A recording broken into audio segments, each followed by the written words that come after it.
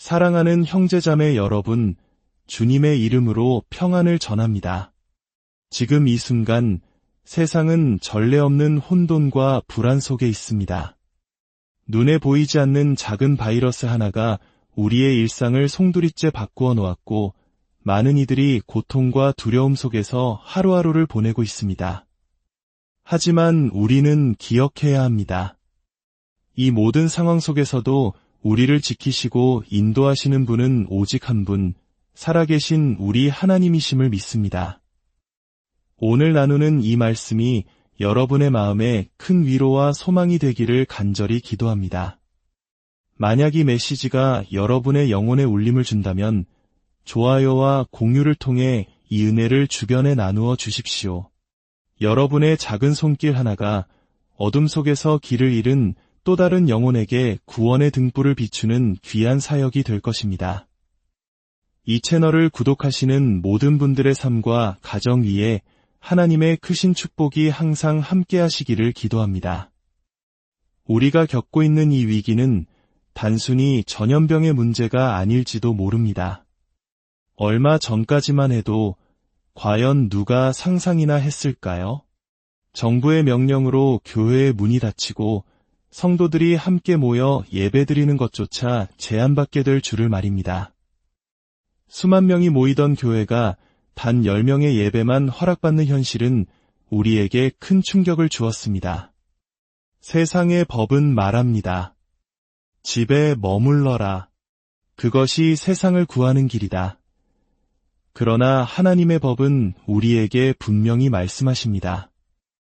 히브리서 10장 25절은 모이기를 패하는 어떤 사람들의 습관과 같이 하지 말고 오직 권하여 그날이 가까움을 볼수록 더욱 그리하자고 명령합니다.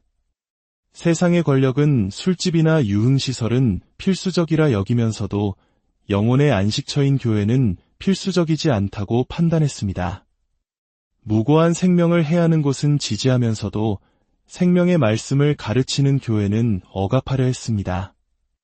어떤 이들은 범죄자들을 감옥에서 풀어주면서도 단지 생계를 위해 가게 문을 열었다는 이유로 평범한 시민을 감옥에 가두는 모순을 보이기도 했습니다. 이는 단순히 한 나라의 문제가 아닙니다. 전 세계적으로 벌어지고 있는 영적인 흐름입니다. 우리 신앙인들은 깨어 있어야 합니다.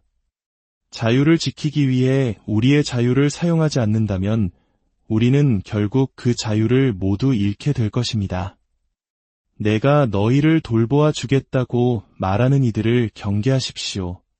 그 돌보는 자가 어느새 당신의 영혼을 가두는 간수가 될 수 있기 때문입니다. 저는 성경 예언과 역사를 공부하는 사람으로서 종종 이런 생각을 했습니다. 과연 적그리스도가 권력을 잡는데 얼마나 오랜 시간이 걸릴까? 이제 저는 알 것 같습니다. 단 한 달이면 충분할지도 모릅니다. 미디어와 세상의 권력이 공포심을 조장하여 사람들을 통제하고 복종시키는 데는 그리 오랜 시간이 걸리지 않았습니다. 공포는 사람들의 희망을 꺾고 영혼을 통제하는 가장 강력한 무기입니다.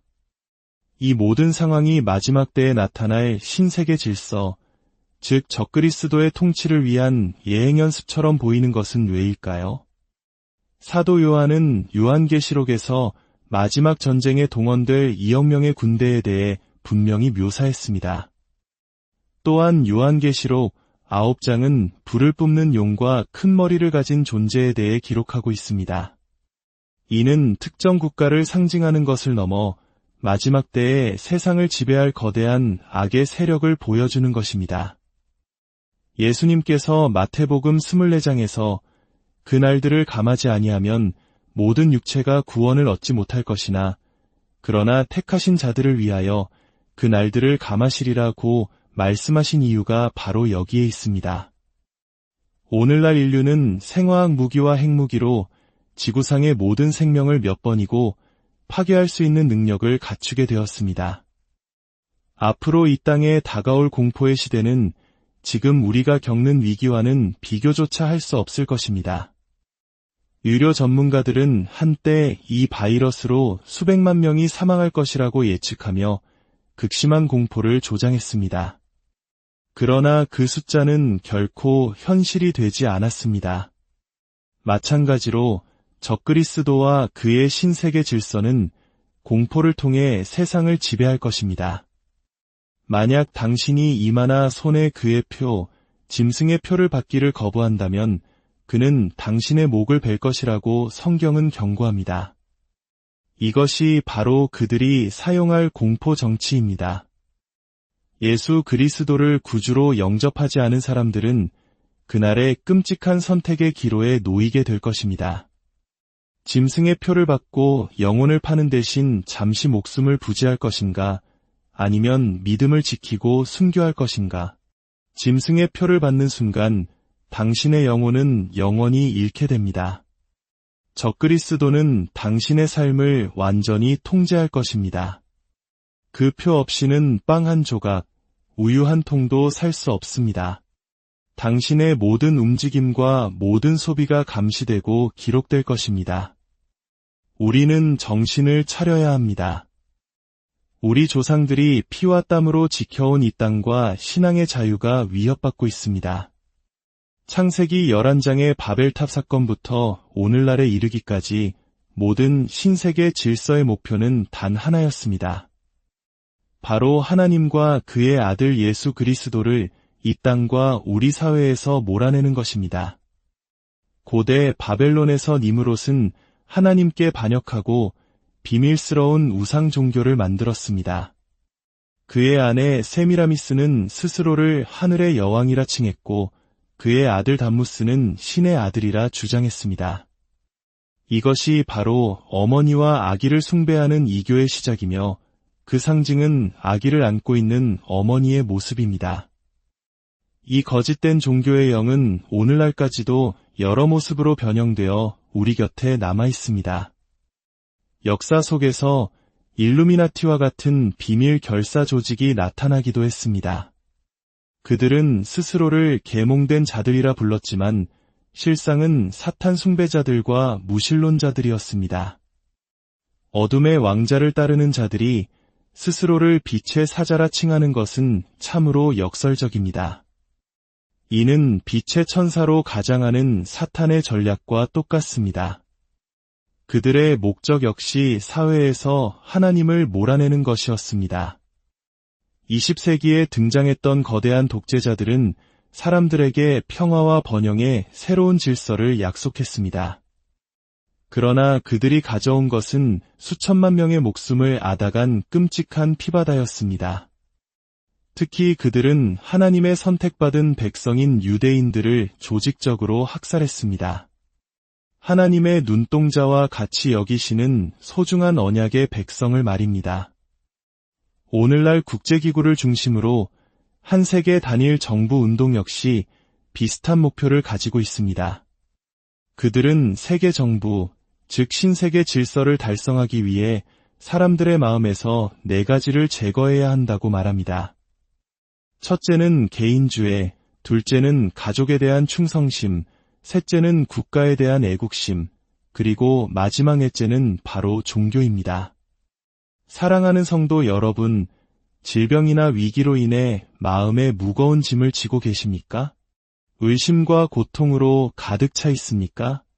이 혼란의 시대에 오직 주님만이 우리의 위로가 되심을 믿으십시오. 죽은 자를 살리시고 천지를 창조하신 하나님께서는 당신의 삶을 회복시킬 능력이 있으십니다. 기뻐하고 그의 이름을 찬양하십시오. 만왕의 왕은 자비로우십니다. 그리스도를 믿는 믿음이 세상을 이기는 승리입니다. 우리의 헌법적 권리나 자유가 얼마나 빨리 사라질 수 있는지 우리는 보았습니다. 하룻밤 사이에도 가능합니다. 바벨탑에서부터 오늘날 하나님을 대적하는 세상의 흐름까지 그들은 이 땅에서 하나님을 몰아내고 사회주의와 같은 인간의 법칙으로 세상을 다스리려 합니다. 그러나 하나님께서는 곧 말씀하실 것입니다. 이제 그만하면 족하다. 하나님은 이렇게 말씀하실 수 있습니다. 너희는 내 말을 너희 학교에서 빼앗아갔고 나를 너희 대학에서 쫓아냈다. 나를 믿는 자들을 조롱하고 멸시했다. 너희는 수천만 명의 태아를 낙태로 살해했으며 너희의 죄는 소돔과 고모라와 같았다. 이제 심판의 날이 이르렀다. 하나님의 사랑만큼이나 우리가 결코 잊지 말아야 할 것이 있습니다. 그것은 바로 하나님의 진노입니다. 하나님께서는 이스라엘을 사랑하셨지만 그들이 하나님의 법을 어겼을 때 그들에게 내리신 징계를 성경을 통해 읽어보십시오. 마음이 찢어질 듯 아플 것입니다. 가까운 미래에 하나님께서는 사탄의 메시아, 즉 적그리스도를 이 땅에 풀어놓으실 것입니다. 성경은 그를 멸망의 아들이라 부릅니다. 이는 사탄의 아들이라는 뜻입니다. 요즘 텔레비전이나 영화에서 악마주의와 사탄 숭배가 얼마나 많이 등장하는지 눈치채셨습니까? 적그리스도는 과거의 어떤 독재자보다도 잔인할 것입니다. 성경은 그가 7년 대환난 기간 동안 지상 인구의 4분의 1을 학살할 것이라고 예언합니다. 그는 평화의 이름으로 전쟁을 일으키고 이 땅을 살아있는 지옥으로 만들 것입니다. 만약 당신이 휴거에 참여하지 못한다면 이 모든 것을 직접 경험하게 될 것입니다. 화폐 시스템은 붕괴될 것입니다. 우리는 지금 달러와 같은 기존 화폐의 죽음을 목격하고 있습니다. 전문가들은 현금이 바이러스에 오염될 수 있다며 플라스틱 카드나 디지털 화폐 사용을 장려합니다. 이것은 결국 정부가 모든 사람을 완벽하게 통제할 수 있는 시스템으로 가는 길입니다. 한 은행 전문가에게 제가 물었습니다. 미국이 달러를 버리고 디지털 화폐 세상으로 가는데 얼마나 걸릴까요? 그의 대답은 충격적이었습니다. 하룻밤이면 충분합니다. 젊은이들이여, 사회주의의 달콤한 구호에 속지 마십시오. 역사를 통틀어 사회주의는 단 한 번도 성공한 적이 없습니다. 사회주의는 정부를 당신의 하나님으로 만듭니다. 그러나 우리의 모든 필요를 채워주실 수 있는 유일한 하나님은 저 높은 하늘에 계시며 세상의 수도에 계시지 않습니다. 몇 가지 간단한 경제 원리를 기억하십시오. 당신은 돈을 쓴다고 부자가 될 수 없습니다. 일을 해서 부를 쌓아야 합니다. 일하지 않고 무언가를 받을 자격은 없습니다.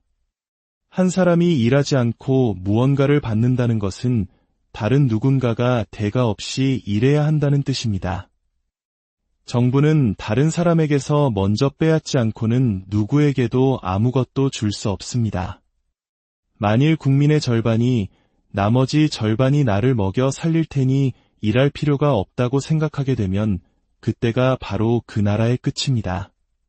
교회가 이 땅을 떠난 후 적그리스도가 다스리는 제4제국, 즉 신세계 질서가 이 땅을 뒤덮을 것입니다. 성경은 다니엘서와 요한계시록을 통해 이 세력이 전 세계를 지배할 것이라고 분명히 말합니다. 어떤 목사님들은 그것은 결코 우리에게 영향을 미치지 않을 것이다 라고 말하지만 성경은 분명히 모든 족속과 방언과 나라 위에 권세가 주어질 것이라고 기록합니다.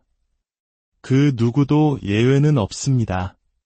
전 세계는 단일 경제, 단일 정부, 단일 종교, 단일 화폐 시스템으로 통합될 것입니다. 만약 당신이 적그리스도에게 절하지 않는다면 그는 당신을 죽일 것입니다. 이것이 바로 억압적인 정부의 실체입니다. 하지만 여기 좋은 소식이 있습니다. 예수 그리스도의 교회는 이 대환난이 시작되기 전에 이 땅을 떠날 것입니다. 데살로니가후서 2장 7절은 말합니다. 불법의 비밀이 이미 활동하였으나 지금은 그것을 막는 자가 있어 그 중에서 옮겨질 때까지 하리라. 여기서 불법의 비밀은 적그리스도의 영이며 그것을 막는 자는 바로 성령님이십니다. 성령님께서는 왜 사탄의 활동을 막고 계실까요? 바로 당신, 성도들 안에 거하시기 때문입니다. 성령의 이끄심이 없이는 아무도 아버지께로 올 수 없습니다.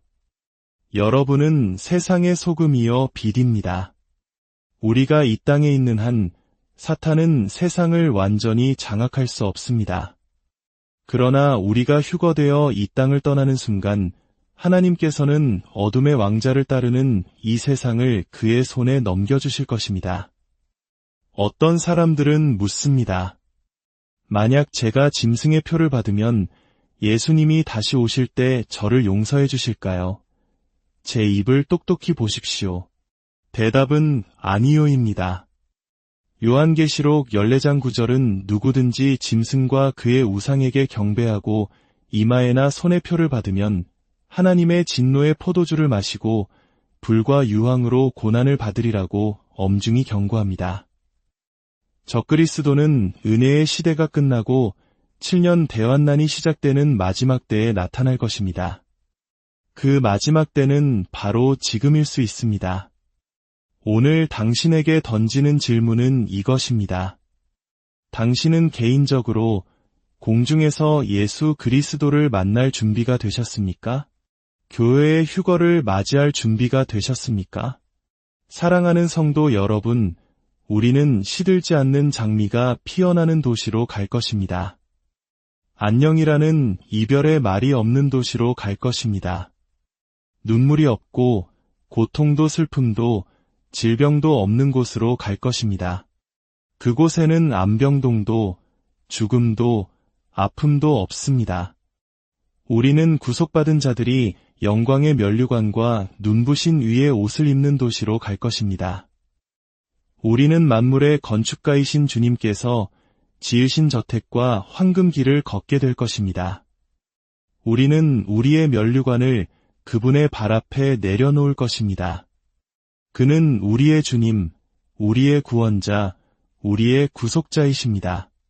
그는 우리의 치료자, 우리의 짐을 대신 지시는 분, 길을 만드시는 분, 묶인 것을 끊으시는 분입니다. 그는 유다 지파의 사자여, 알파와 오메가시며 처음과 마지막이십니다. 그는 임마누엘, 영광의 소망이십니다. 그는 위대한 스스로 있는 자이십니다. 그는 양들의 위대한 목자시며 위대한 의사이십니다. 그는 세상의 빛이시며 영광의 주님이십니다. 할렐루야, 하나님의 어린 양께 영광을. 여러분의 인생에서 대답해야 할 가장 위대한 질문은 이것입니다. 나는 예수 그리스도께서 그의 교회를 위해 구름을 타고 오실 그날을 맞이할 준비가 되었는가?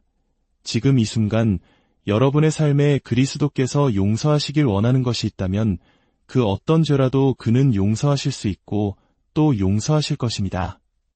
다가오는 기도로 그분을 당신의 삶에 영접한다면 오늘은 당신의 인생 최고의 날이 될 것입니다. 함께 기도합시다. 하늘에 계신 아버지, 주 예수 그리스도의 이름으로 기도합니다.